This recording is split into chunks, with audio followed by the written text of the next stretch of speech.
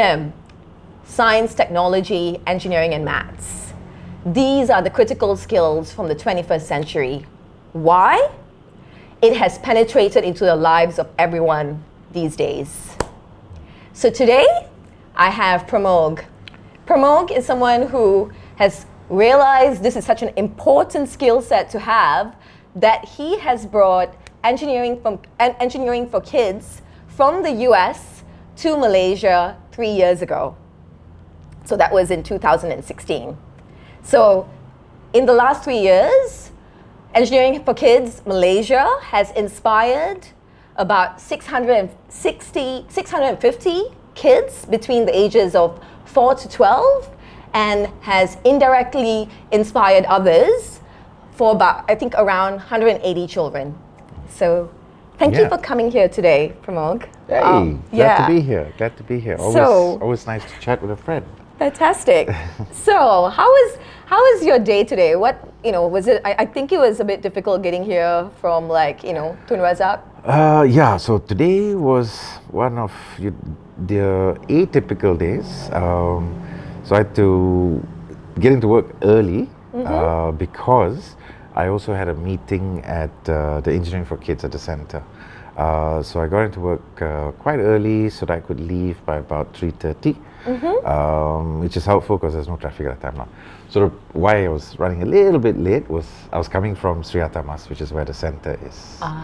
So I had a meeting with some designers on some, we've conceived an idea, so working on the idea, which involves some production design. So just talking some designers about that. Okay. So I've known you now for like 20 years. And in that time you have become a person like everyone else to someone who's got some new ideas. So what's changed in that time? In this 20 years.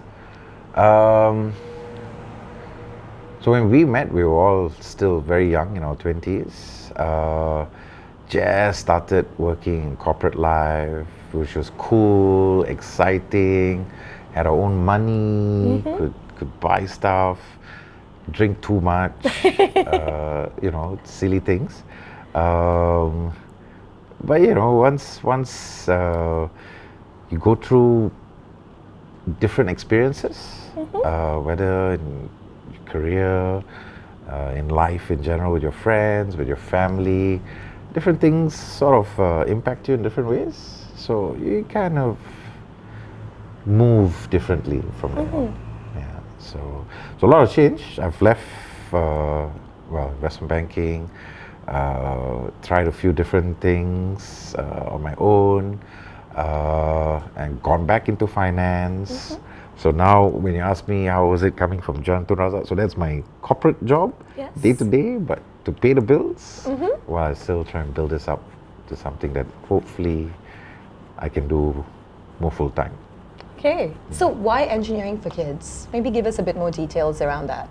So I wish I had a sexy, cool story for you, but I kind of fumbled onto it. So about 3 years ago, my daughter, Samira. Yes. So she was, actually no, it was about 4 years ago when we started talking about it. So she was 6 years old. And my friend got in touch with me and asked whether I would be able to help him find some investors because he had come across this franchise. So I said, yeah, sure, let me take a look and see who I can introduce you to. So as I was looking at it, I realized that this is something that I would like Samira to actually have exposure to learn about, right? Because it struck me, especially when we were in school, we didn't think about things like engineering, or the only type of occupation or careers that we were thinking about is to be an astronaut or a teacher, or then the normal doctor, lawyer, accountant, those type of things, right? But nothing other than that. What else could there be? And so when I saw more about it and what an engineer is more than just someone who builds bridges and stuff like that. Practically everything from the phones that we have and all that requires engineering, right? So I said, let's partner up and let's bring the franchise here. So About 4 years ago, but we finally managed to get everything sorted about 3 years ago and started 3 years ago. Okay. And what has been the lessons and, the maybe failures, some people say, or, learnings in these 3 years for you, in this journey? Okay, I did a few other things before, right? And what I've learned from all these various things is, firstly, the team that you have around is crucial. The people that you have around is crucial. So we lucked out by finding the group of guys that we have. But it evolved over the last 3 years, basically. We started off with 2 people and slowly added 1. And so on. Now, collectively, we've had about 30 people working with us. And that's a mix of like interns also, and the interns who finished whatever programs that they were studying while they were interning with us, come back and have become part-timers. Oh, wow. Yeah. Then we've also got regular office people who are part-timers with us, and they work in engineering firms, and actually want kids to be aware about engineering, young enough. Yeah. And that's the whole thing, right? Yes. You introduce these things at a younger age, opens up their minds to different things. They don't have to become an engineer at the end of the day. Yeah. But what it does is actually trains their thinking and how to look at a problem and think differently, think out of box, and come up with solutions. And not have a fear of a problem. Just know that, okay, I think I can figure something out here.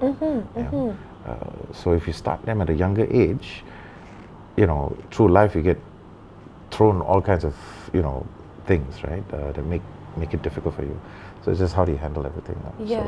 So how are the kids feeling? Like, have you got any feedback from the kids themselves, or maybe the parents, or maybe kids who did it 3 years ago? How are they feeling now? Have you heard from any of them? So some very cool stories. My favorite are these 2 boys. They're twins. They're not identical twins, but very, very cute boys. And they've been with us from the beginning, actually. So the parents, I can't remember now how they came across this, but the father kept telling me every time that I met him, I love your program. It's got my kids, excited every weekend.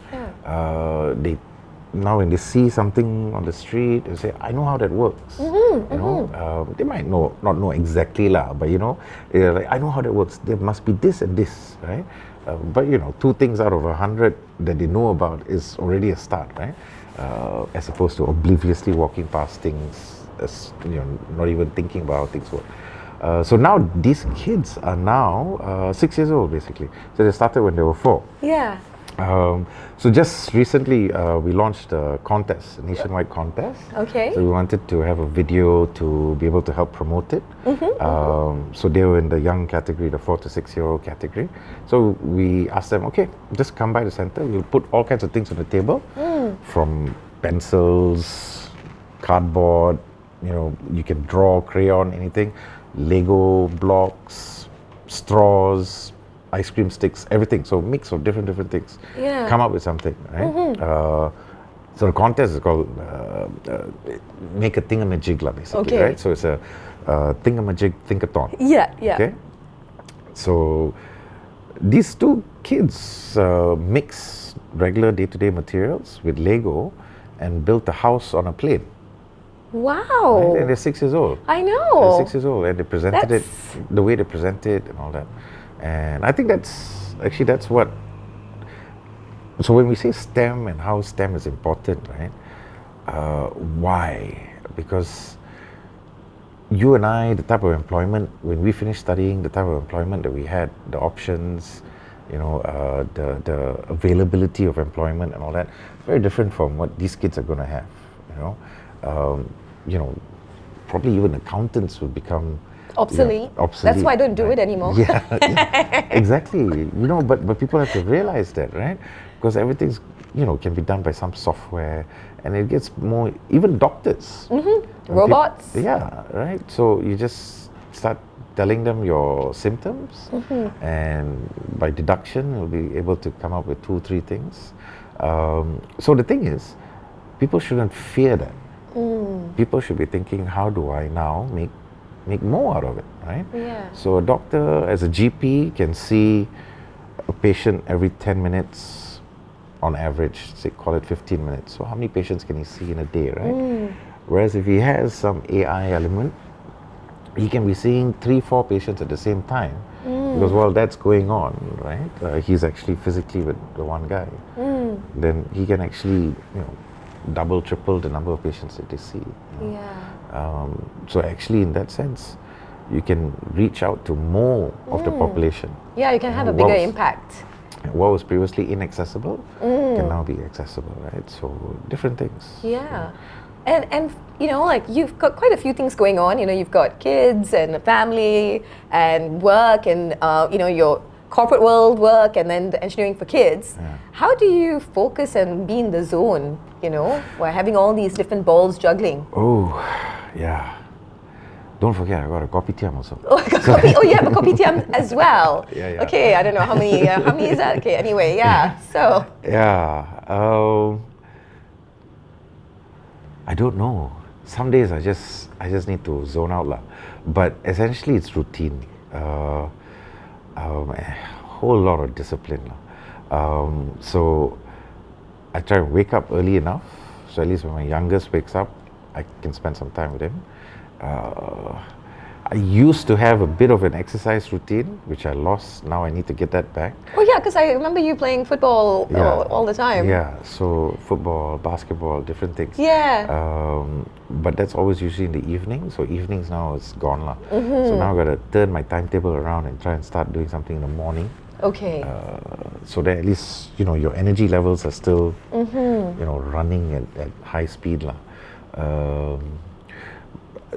Other than that, you go to work. Okay, you got to get stuff done. So okay, do this, and so like when I have to arrange meetings like what I had to today, I go in earlier so I could leave a little earlier.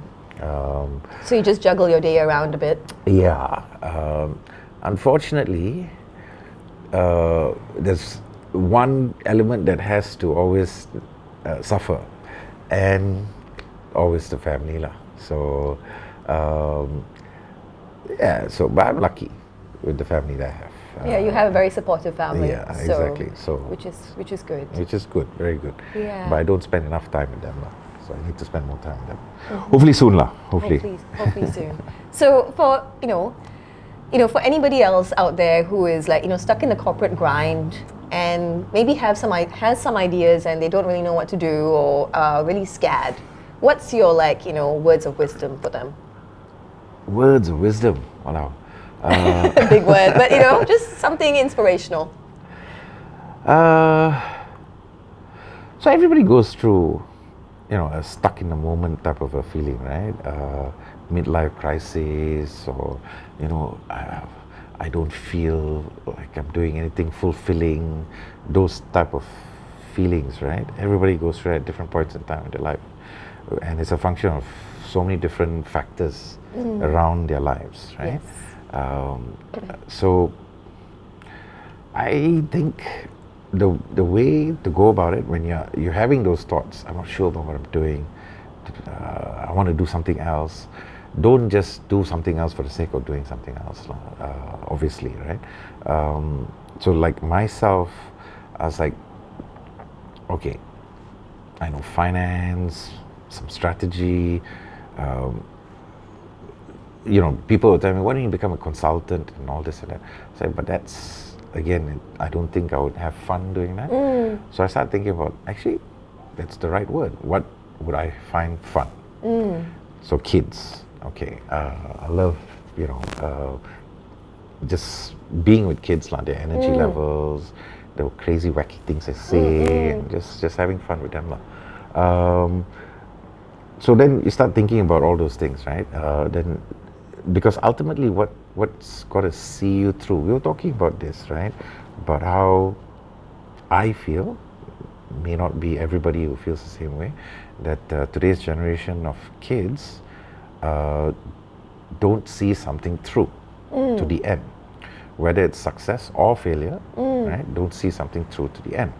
Just when either they feel bored or maybe they also, no, actually I'm not having fun with it, they leave it, right?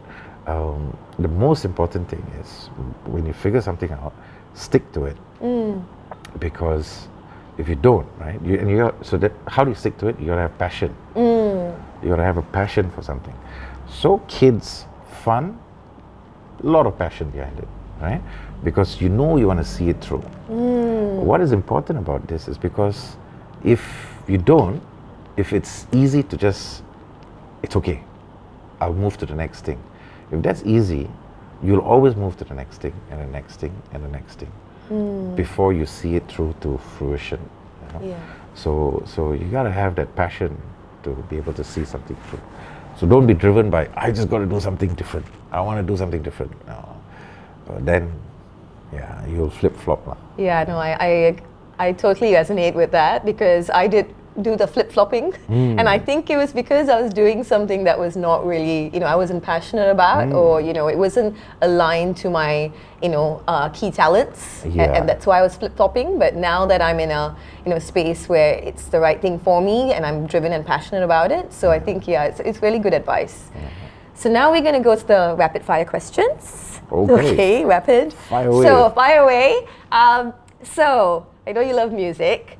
Yeah. So what's your favorite song and gosh, you asked me this.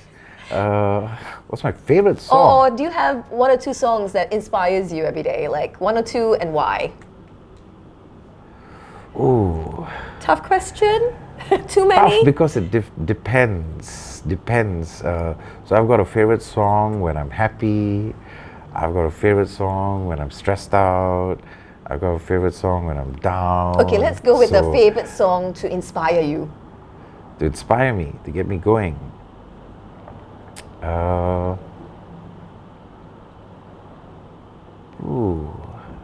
Let's see. I think it would be a song by Led Zeppelin. A song called Good Times, Bad Times. Oh. So Good Times, Bad Times by Led Zeppelin. And why? Why is that? Why that song? The beat, funky and all that. And just the words, just gets you going. So it doesn't matter. It's good times, bad times. Just keep going. Oh, there's another song actually, which just this weekend, sunny. I just remembered listening to it with my friends. Okay. It's Fatboy Slim, "Praise You." Oh yes, I remember the video. Yeah. That's a very good go-to song to get you going. Very good go-to song. Yeah. Fantastic. Well. Too many songs. Don't. I know. Start with songs. It's a bit hard. Well, anyway, I think we're gonna end the segment here. Okay. Thank you so much for your time. No problem. No problem. Yeah. Thanks for having me.